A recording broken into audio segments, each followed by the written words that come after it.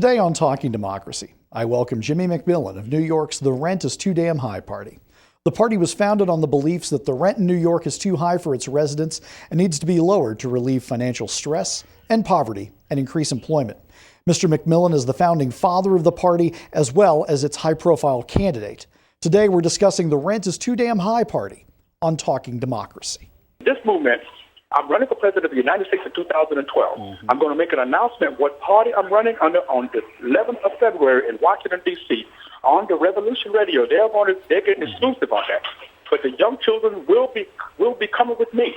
All these young voters, like I said, you can go to war to kill. You're too stupid to drink until you're 21, but you can kill when you're 17, 18, and 19. Today on Talking Democracy, I welcome Dale Peterson of Alabama via Polycom. Mr. Peterson is a Marine Corps veteran, farmer, police officer, politician, and internet sensation. In 2010, Mr. Peterson ran for the position of Agricultural Commissioner in the state of Alabama.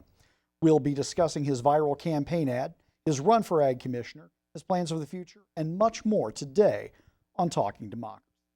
But all in all, the ad went viral. Someone called me and told me, says, Dale, your ad went viral. I said, I'm sorry. I thought it had a virus or something. Yeah, I didn't know really what it was. But all in all, it did pretty good. People are still looking at it. I think we're pushing, 3 million hits on it now, something like that. It was a good ad. It was like standing outside the basketball stadium and throwing the ball and ringing the basket with it. It's just once in a lifetime type of thing. Welcome to a special edition of Talking Democracy. We're on location today, the Smoky Hill Room of the Memorial Union at FHSU. And my guest today is Alina Fernandez, who was speaking this week at Fort Hays State University. And so tell me a little bit about yourself and your very unique and significant story.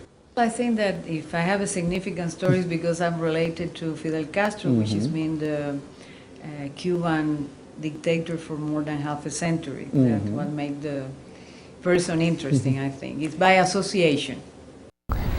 Today on our season premiere of Talking Democracy, we welcome back Kansas State Senator Garrett Love. Since his last time on the show, Mr. Love won the election for State Senate for the 38th District with over 71% of the vote, making him the youngest state senator in state history. We'll be discussing the challenges he's faced, life as a state senator, and his plans for the future today on Talking Democracy. One thing, though, that a lot of people have been involved in Kansas politics for years or decades in some cases has told me, Garrett, Facebook's not going to help you because it's only young people that are on Facebook and they don't vote. And I found a couple of things to be wrong with that statement that during that planning period was that it's not only young people that are on Facebook now. The other day I spoke to the Kansas Boys State and asked all these 18-year-olds how many of their parents were on Facebook, and about 80% of the kids raised their hands. Yes, they said, are. Yes, they are. And that's been a big change in the last 4 or 5 years because that was accurate. But the second part was I thought young kids would vote. Young people would vote. The 18 to 22 and 18 to 25-year-olds would vote as they realized that decisions being made now would affect them for the rest of their life. Today on Talking Democracy, I welcome Margaret Hoover via the phone. Ms. Hoover is an acclaimed political author, spokesperson for the Republican Party, Fox News correspondent, and great-granddaughter of former President Herbert Hoover.